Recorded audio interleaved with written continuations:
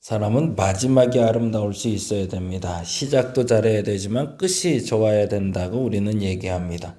그런데 끝이 좋지 않은 사람이 참 많습니다. 누릴 것이 있었기 때문이고 가진 것이 있기 때문이고 과거에는 궁핍하고 모자랐을 땐 하나님 쫓아 살다가 내가 좀 뭔가 누리게 되면 그때부터는 하나님 없이 살아가는 사람이 됩니다.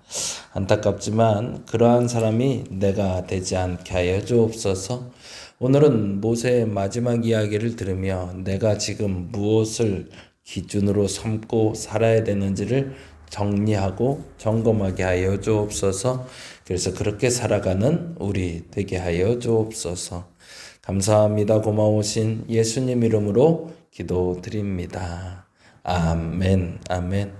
오늘은 신명기 29장에서 31장을 보는 날이고요. 그 중에 31장 1절에서 7절 말씀만 잠깐 봅니다. 31장 1절에서 7절. 구약성경 311페이지 여간에 있고요. 신명기 31장 1절에서 7절. 다 찾으시고 우리 같이 천천히 읽도록 합니다. 구약성경 311페이지 여간에 있습니다. 신명기 31장 1절에서 7절.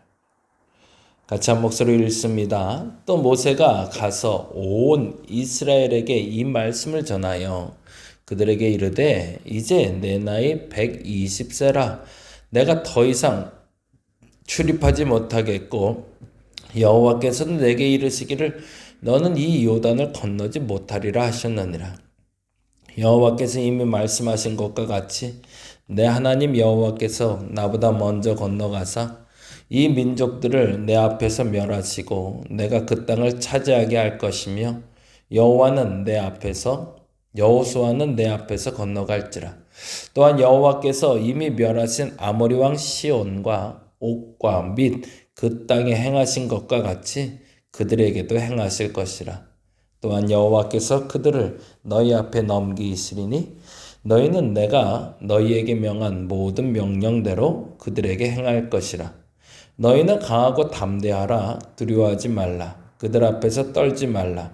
이는 내 하나님 여호와 그가 너와 함께 가시며 결코 너를 떠나지 아니하시며 버리지 아니하실 것임이라 하고 모세가 여호수아를 불러 온 이스라엘의 목전에서 그에게 이르되 너는 강하고 담대하라. 너는 이 백성을 거느리고 여호와께서 그들의 조상에게 주리라고 맹세하신 땅에 들어가서 그들에게 그 땅을 차지하게 하라. 아멘. 이제 신명기의 마지막 부분에 향하고 있습니다. 그래서 오늘은 마지막 설교 부분의 중요한 가치, 모세의 염려, 그리고 모세의 희망, 그리고 모세가 강조하는 게 뭔지를 조금 살펴보려고 합니다. 마지막이 되니까요, 염려증이 생기는 거죠. 물론 믿고 맡겨야 되는데 믿고 맡기는 게 잘 안 돼요. 그냥 사람 따라 다르겠지만 저도 역시 이왕이면 차라리 제가 하고 말지 남 시켜서 괜히 스트레스 받지 않았으면 좋겠다는 생각이 많은 사람이기도 한데 그럼에도 불구하고 같이 살아가고 있기 때문에 서로 분리해서 해야 될 일들이 생기는 것 같습니다. 어떤 사람은 이 일을 해주는 게 맞고 저 사람은 저 일을 해주는 게 맞는데 그게 내 성에 차지 않더라도 그냥 믿고 맡겨주는 게 중요하겠죠. 모세가 염려하는 것이 29장에 이렇게 표현이 됩니다. 신명기는요, 모세의 설교 3편이라고 말씀드렸어요. 그래서 과거, 현재, 미래라고 얘기했는데 1장부터 3장까지가 과거. 잊지 말아야 될 과거가 있다. 가데스바네아, 너희들 절대 잊으면 안 된다. 너희들이 뭐 실수했는지 꼭 기억해야 된다. 라는 이야기였다면 4장부터 28장까지 네가 지금 과거를 생각하고 살지 말고 오늘을 살아야 된다. 현재 거룩하게 살아야 된다. 라고 얘기했다면 오늘 본문의 시작인 29장부터는 앞으로 미래는 이렇게 시작을 해야 된다. 라는 이야기를 하는 것으로 보입니다.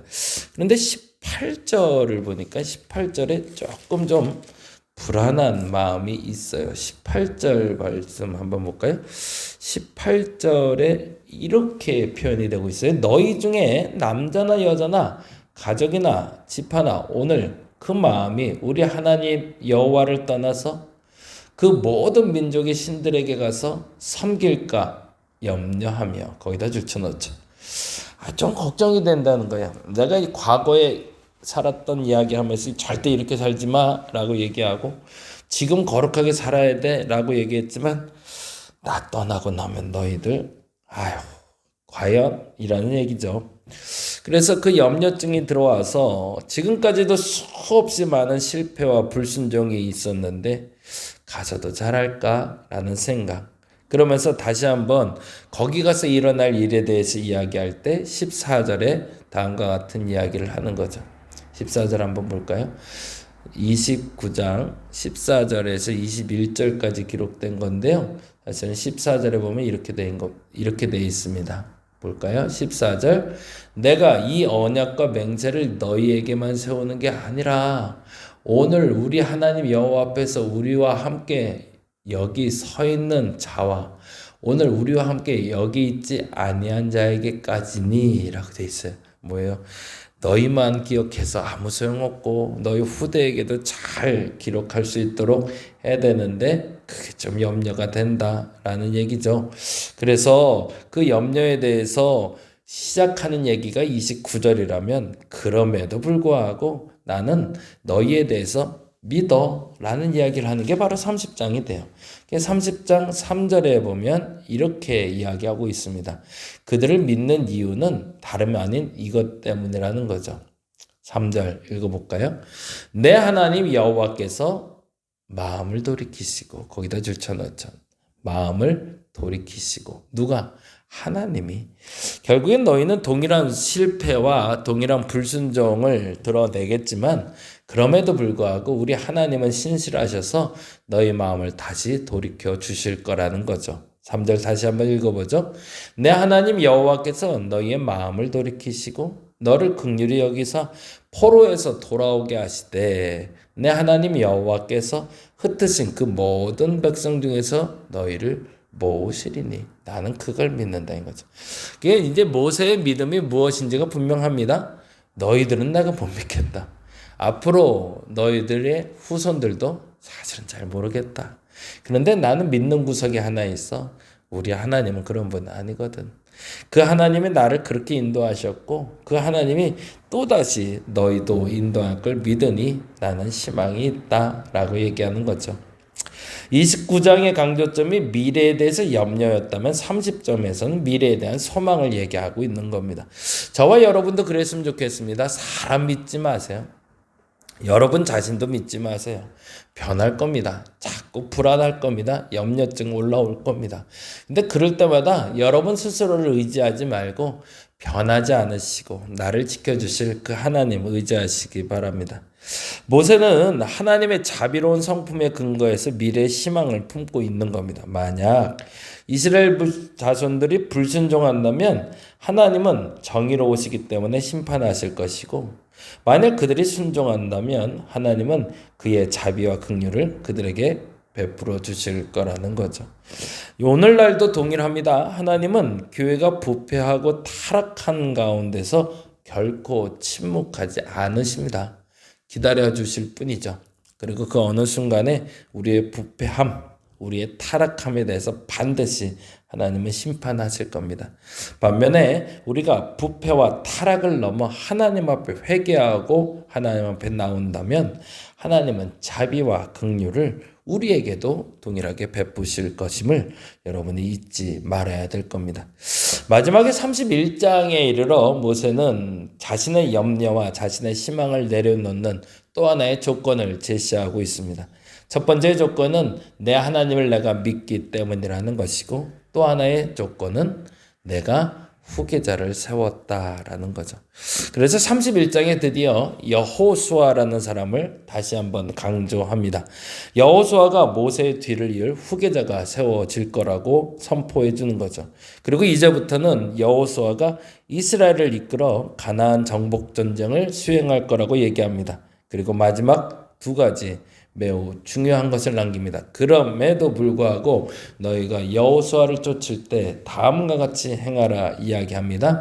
5절 말씀 읽어볼까요? 5절 또한 여호와께서 그들을 너희 앞에 넘기시리니 너희는 내가 너희에게 명한 모든 명령대로 그들에게 행할 것이라. 첫째 뭐죠? 여호와께 순종하라는 거죠. 하나님이 넘겨주시는 것이지 여호수아의 싸움이 여호수아의 위대함이 아니라는 걸 인정하라는 겁니다. 그것이 너를 지켜줄 거라는 거죠. 그리고 또 중요한 게 나옵니다. 6절 말씀이에요. 6절 같이 읽어볼까요?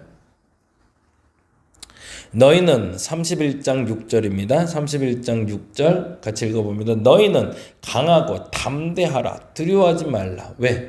그들 앞에서 떨지 말라. 이는 내 하나님 여호와 그가 너와 함께 계시며 결코 너를 떠나지 않으시며 버리지 아니할 것임이라 라고 이야기합니다. 그래서 뭐 하라는 거예요? 너희의 대적을 두려워하지 말라는 거죠. 하나님께 순종하며 하나님께 나아가면 하나님은 우리에게 그들의 땅을 넘겨줄 것이며 무엇보다도 그들을 두려워할 필요 없다. 그들의 강함과 약함이 너희를 지배하지 못할 것이고 하나님의 순종하는 너희의 마음이 너희를 지배할 것이라는 거죠.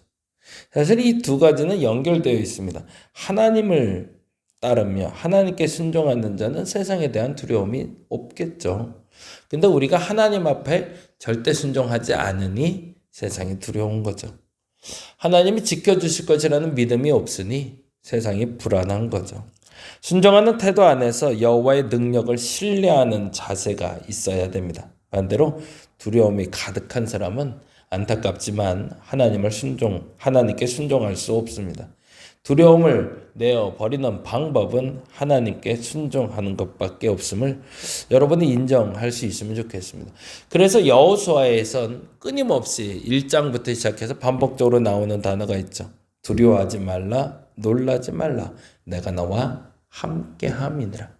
내가 너에게 복주리라 약속하셨다라는 거죠.